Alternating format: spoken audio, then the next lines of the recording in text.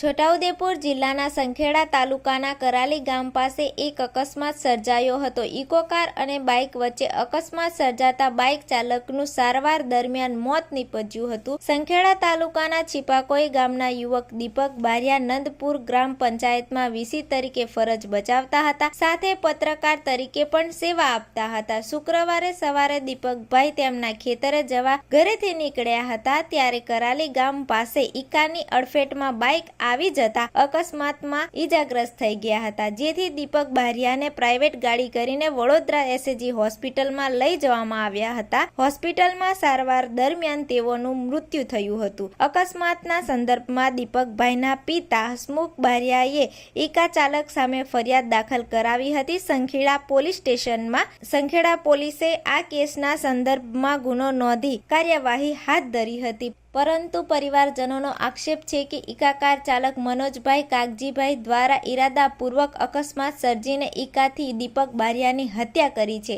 પરિવારજનોનું કહેવું છે કે પહેલા પણ દીપક બારિયા પર મનોજ બારિયાએ જીવલેણ હુમલો કર્યો હતો।